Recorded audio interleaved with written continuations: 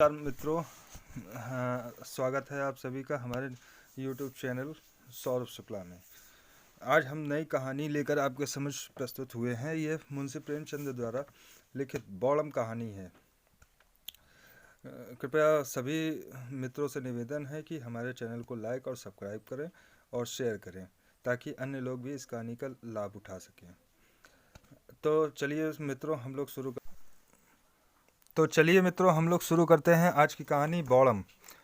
मुझे देवीपुर गए 5 दिन हो चुके थे, पर ऐसा एक दिन भी ना होगा कि बॉलम की चर्चा ना हुई हो। मेरे पास सुबह से शाम तक गांव के लोग बैठे रहते थे। मुझे अपनी बहुज्ञा के प्रदर्शित करने का ना कभी ऐसा अवसर ही मिला था और ना प्रलोभन ही। मैं बैठा बैठा इधर उधर की गप्पें उड़ाया करता। बड़े लाट ने गांधी बाबा से ये कहा और गांधी बाबा ने यह जवाब दिया। अभी आप लोग क्या देखते हैं, आगे देखिए क्या क्या गुल खिलते हैं। पूरे 50,000 जवान जेल जाने को तैयार बैठे हुए हैं। गांधी जी ने आज्ञा दी है कि हिंदुओं में छूत छात का भेद न रहे, नहीं तो देश को और भी अदिन देखने पड़ेंगे। अस्तु, लोग मेरी बातों को तन्मय होकर सुनते हैं। उनके मुख फूल की तरह खिल जाते हैं। आत्माभिमान की आभा मुख पर दिखाई देती है। गदगद कंठ से कहते हैं, अब तो महात्मा जी ही का भरोसा है। ना हुआ बॉलम नहीं आपका गला ना छोड़ता। आपको खाना पीना कठिन हो जाता। कोई उससे ऐसी बातें किया करे तो रात की रात बैठा रहे। मैंने एक दिन पूछा, आखिर ये बॉलम है कौन? कोई पागल है क्या? एक सज्जन ने कहा, महाशय आप पागल हैं क्या? बस बॉलम है। घर में लाखों की संपत्ति है। शक्कर की एक मिल सिवान में है। 2 कारखाने छपरे में हैं। तीन तीन चार चार सौ के तलब वाले आदमी नौकर हैं, पर इसे देखिए फटे हाल घूमा करता है। घर वालों ने सिवान भेज दिया था कि जाकर वहां निगरानी करे। 2 ही महीने में मैनेजर से लड़ बैठा। उसने यहाँ लिखा, मेरा इस्तीफा लीजिए। आपका लड़का मजदूरों को सिर चढ़ाए रहता है। वे मन से काम नहीं करते हैं। आखिर घर वालों ने बुला लिया। नौकर चाकर लूटते खाते हैं, उसकी तो जरा भी चिंता नहीं, पर जो सामने आम का बाग है उसकी रात दिन रखवाली किया करता है। क्या मजाल कि कोई एक पत्थर भी फेंक सके। एक मियाँ जी बोले, बाबूजी घर में तरह तरह के खाने पकते हैं, मगर इसकी तकदीर में वही रोटी और दाल लिखी हुई है और कुछ खाता ही नहीं। बाप अच्छे अच्छे कपड़े खरीदते हैं, लेकिन वह उनकी तरफ निगाह भी नहीं उठाता। बस वही मोटा कुर्ता गाढ़े की तहमद बांधे मारा मारा फिरता है। आपसे उसकी सिफत कहाँ तक कहे, बस पूरा बौड़म है। ये बातें सुनकर मुझे भी एक विचित्र व्यक्ति से मिलने की उत्कंठा हुई। सहसा एक आदमी ने कहा, वह देखिए बौड़म आ रहा है। मैंने कौतूहल से उसकी ओर देखा। एक 20-21 वर्ष का हष्ट-पुष्ट युवक था। नंगे सिर, एक गाढ़े का कुर्ता पहने, गाढ़े का ढीला पैजामा पहने चला आता था। पैरों में जूते थे। पहले मेरी ही ओर आया। मैंने कहा, आइए बैठिए। उसने मंडली की ओर अवहेलना की दृष्टि से देखा और बोला, अभी नहीं, फिर आऊँगा। यह कहकर चला गया। जब संध्या हो गई और सभा विसर्जित हुई तो वह आम के बाग की ओर से धीरे धीरे आकर मेरे पास बैठ गया और बोला, इन लोगों ने तो मेरी खूब बुराइयां की होगी। मुझे ये बौड़म का लकब मिला है। मैंने सकुचाते हुए कहा, हाँ, आपकी चर्चा लोग रोज करते थे। मेरी आपसे मिलने की बड़ी इच्छा थी। आपका नाम क्या है? बौड़म ने कहा, नाम तो मेरा मोहम्मद खलील है, पर आसपास के 10-5 गांवों में मुझे लोग उर्फ के नाम से ज़्यादा जानते हैं। मेरा उर्फ नाम बौड़म है। मैं, आखिर लोग आपको बौड़म क्यों कहते हैं? खलील, उनकी खुशी और क्या कहूँ। मैं ज़िंदगी को कुछ और समझता हूँ, पर मुझे इजाज़त नहीं कि 5 वक्त की नमाज पढ़ सकूँ। मेरे वालिद और चचा हैं, दोनों साहब पहर रात तक काम में मसरूफ़ रहते हैं। रात दिन हिसाब किताब, नफ़ा नुकसान, मंदी तेजी के सिवाय और कोई जिक्र ही नहीं होता। गोया खुदा के बंदे ना हुए, इस दौलत के बंदे हुए। चचा साहब हैं, वह पहर रात तक सीरे के पीपों के पास खड़े होकर उन्हें गाड़ी पर लदवाते हैं। वालिद साहब अक्सर अपने हाथों से शक्कर का वजन करते हैं। दोपहर का खाना शाम को और शाम का खाना आधी रात को खाते हैं। किसी को नमाज पढ़ने की फुर्सत नहीं। मैं कहता हूँ आप लोग इतना सिर मगजन क्यों करते हैं? बड़े कारोबार में सारा काम एतबार पर होता है। मालिक को कुछ ना कुछ बल खाना ही पड़ता है। अपने बलबूते पर छोटे कारोबार ही चल सकते हैं। मेरा उसूल किसी को पसंद नहीं, इसलिए मैं बौड़म हूँ। मैं मेरे ख्याल में तो आपका उसूल ठीक है खलील। ऐसा भूल कर भी न कहिए, वरना एक ही जगह दो बौड़म हो जाएंगे। दोनों को कारोबार के सिवा न दीन से गरज है और न दुनिया से, न मुल्क से, न कौम से। मैं अखबार मांगता हूँ, इस पर न फंड में कुछ रुपए भेजना चाहता हूँ। खिलाफत फंड को मदद करना भी अपना फर्ज समझता हूँ। सबसे बड़ा सितम है कि खिलाफत का रजाकार भी हूँ। क्यों साहब, अब कौम पर, मुल्क पर, दीन पर चारों तरफ से दुश्मनों का हमला हो रहा है, तो क्या मेरा फर्ज नहीं है कि जाति के फायदे को कौम पर कुर्बान कर दूं? इसलिए घर और बाहर मुझे बौड़म का लकब दिया गया है। मैं मैं आप तो वह कह रहे हैं जिसकी इस वक्त कौम को जरूरत है। खलील, मुझे खौफ है कि इस चौपट नगरी से आप बदनाम होकर जाएंगे। जब मेरे हजारों भाई जेल में पड़े हुए हैं और उन्हें गजी का गाढ़ा तक पहनने को मैसर नहीं, तो मेरे गैरत गवार नहीं करती कि मैं मीठे लुकमे उड़ाऊं और चिकन के कुर्ते पहनूं जिनकी कलाइयाँ और मुड्ढों पर सीजनकारी की गई हो। मैं आप यह बहुत ही मुनासिब कहते हैं। अफसोस है कि और लोग आपका सा त्याग करने के काबिल नहीं। खलील ने कहा, मैं इसे त्याग नहीं समझता। न दुनिया को दिखाने के लिए यह भेष बना के घूमता हूँ। मेरा जी ही लज्जत और शौक से फिर गया है। थोड़े दिन होते हैं वालिद ने मुझे सिवान के मिल में निगरानी के लिए भेजा। मैं वहाँ जाकर देखा तो इंजीनियर साहब के खानसामे बैरे, मेहतर, धोबी, माली, चौकीदार सभी मजदूर की जेल में लिखे हुए थे। काम साहब का करते थे, मजदूरी कारखाने से पाते थे। साहब बहादुर खुद तो बौसूल हैं, पर मजदूरों पर इतनी सख्ती थी कि अगर 5 मिनट की देर हो जाए तो उनकी आधे दिन की मजदूरी कट जाती थी। मैंने साहब की मिजाज पुरसी करनी चाहिए, मजदूरों के साथ रियायत करनी शुरू की। फिर क्या था, साहब बिगड़ गए, इस्तीफे की धमकी दी। घर वालों को उनके सब हालात मालूम हैं। पल्ले दर्जे का हरामखोर आदमी है, लेकिन उसकी धमकी पाते ही सबके होश उड़ गए। मैं तार से वापस बुला लिया गया और घर पर मेरी खूब ले दे हुई। पहले बौड़म होने में कुछ कोर कसर थी, वह पूरी हो गई। न जाने साहब से लोग क्यों इतना डरते हैं। मैं आपने वही किया जो इस हालत में मैं भी करता, बल्कि मैं तो पहले साहब पर गबन का मुकदमा दायर करता, बदमाशों से पिटवाता, तब बात करता। ऐसे हरामखोरों की यही सजा होती। खलील, फिर तो एक और दो हो गए। अफसोस यही है कि आपका यहाँ का कयाम न रहेगा। मेरा जी चाहता है कि चंद रोज आपके साथ रहूं। मुद्दत के बाद आप ऐसे आदमी मिले हैं जिसमें मैं अपने दिल की बात कह सकता हूँ। इन गंवारों से मैं बोलता भी नहीं। मेरे चाचा साहब का जवानी में एक चमारिन से ताल्लुक़ हो गया था।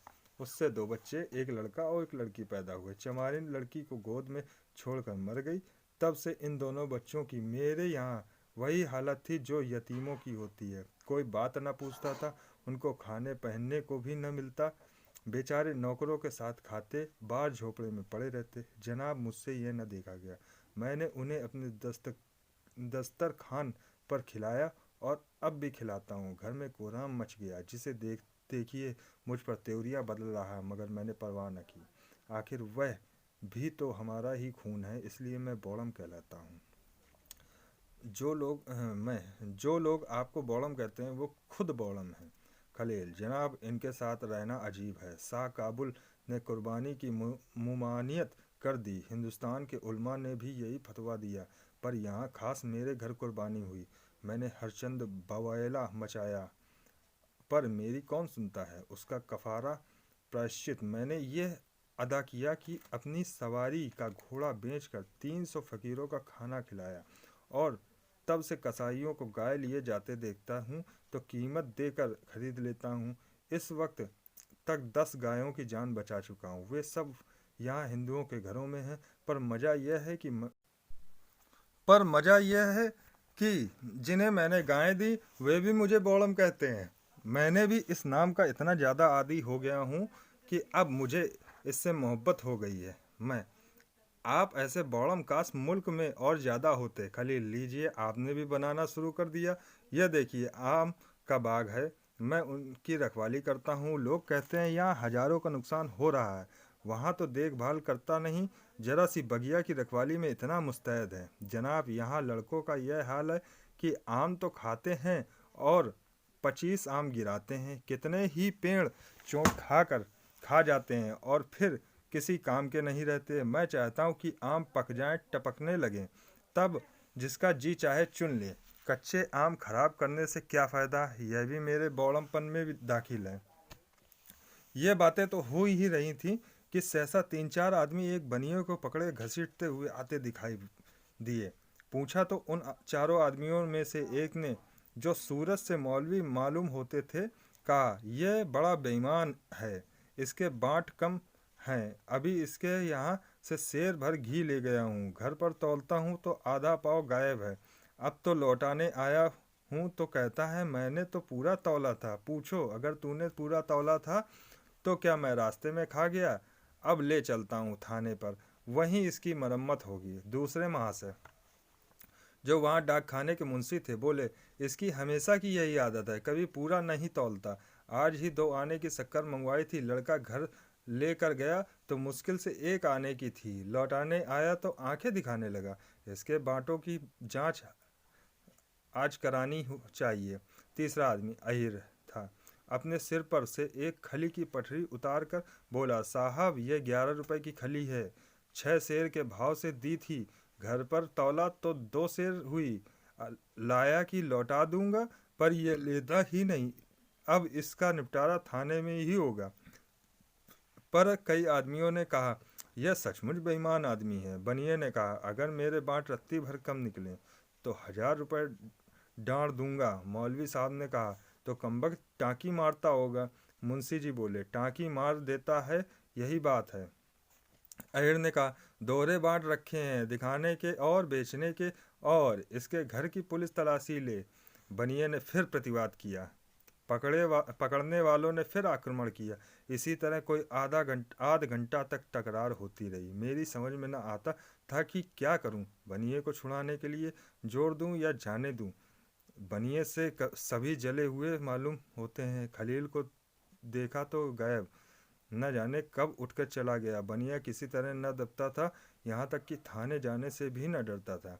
ये लोग थाने जाना ही चाहते थे कि बौड़म सामने आता दिखाई दिया। उसके एक हाथ में एक टोकरा था, दूसरे हाथ में एक टोकरी।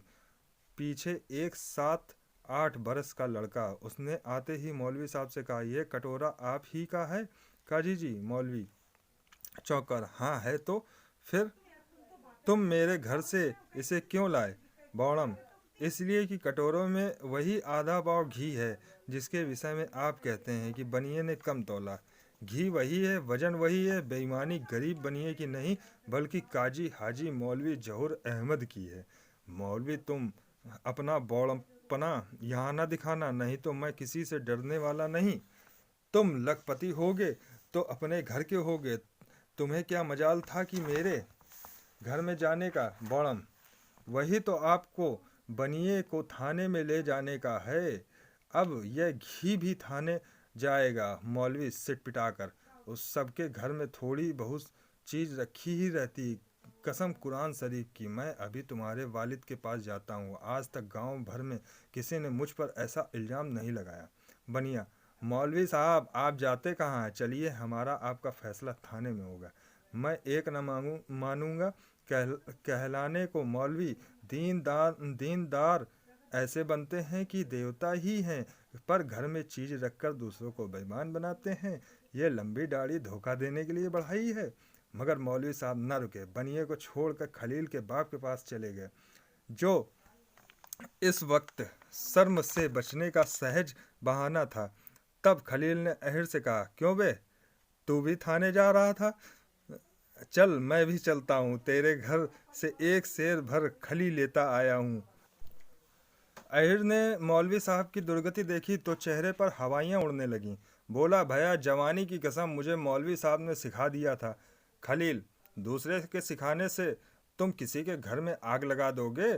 खुद तो बच्चा दूध में आधा पानी मिला मिला कर बेचते हो, मगर आज तुमको इतनी मुठ मर्दी सवार हो गई है कि भले आदमी को तबाह करने पर आमादा हो गए हो। खली उठाकर घर में रख ली, उस पर बनिए से कहते हो कि कम तौला है। बनिया, भैया मेरी लाख रुपए की इज्जत बिगड़ गई, मैं थाने में रपट किए बिना ना मानूंगा। अहिर, साहू जी अब की बार माफ़ कर दो, नहीं तो कहीं का ना रहूंगा। तब खली ने मुंशी जी से कहा, कहिए जनाब, आपकी कलई खोल दूं या चुपके से घर की राह लीजिएगा? मुंशी, तुम बेचारे मेरी कलई क्या खोलोगे, मुझे भी अहिर समझ लिया है कि तुम्हारी भफकियों में आऊँगा। खलील लड़के से, क्यों बेटा, तुम शक्कर लेकर सीधे घर चले गए थे?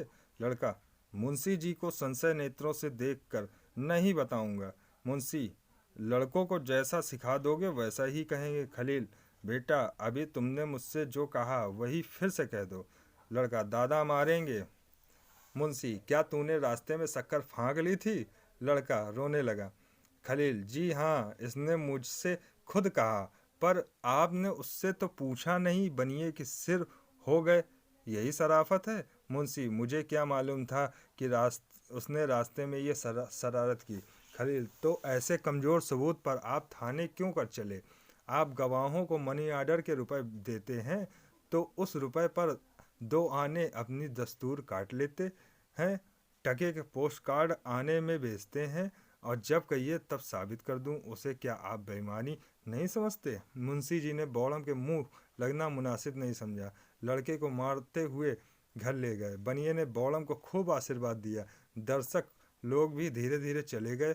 तब मैंने खलील से कहा, आपने इस बनिए की जान बचा ली, नहीं तो बेचारा बेगुनाह पुलिस के पंजे में फंस जाता। खलील, आप जानते हैं कि मुझे क्या सिला इनाम मिलेगा? थानेदार मेरे दुश्मन हो जाएंगे, कहेंगे यह मेरे शिकारों को भगा दिया करता है।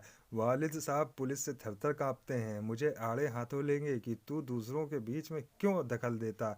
यहाँ यह भी बौड़मपन में दाखिल है। एक बनिए के पीछे मुझे भले आदमियों की कलई खोलनी मुनासिब न थी, ऐसी हरकत बौड़म लोग ही किया करते। मैंने श्रद्धापूर्वक शब्दों में कहा, मैं आपको इस नाम से पुकारूंगा। आज मुझे मालूम हुआ कि बौड़म देवताओं को कहा जाता है। जो स्वार्थ पर आत्मा की भेंट कर देता है वह चतुर है, बुद्धिमान है। जो आत्मा के सामने, सच्चे सिद्धांत के सामने, सत्य के सामने स्वार्थ की निंदा की परवाह नहीं करता, वह बौड़म है, निर्बुद्धि है। धन्यवाद मित्रों। आशा करता हूँ आप सभी लोगों को ये कहानी पसंद आई होगी। धन्यवाद, नमस्कार।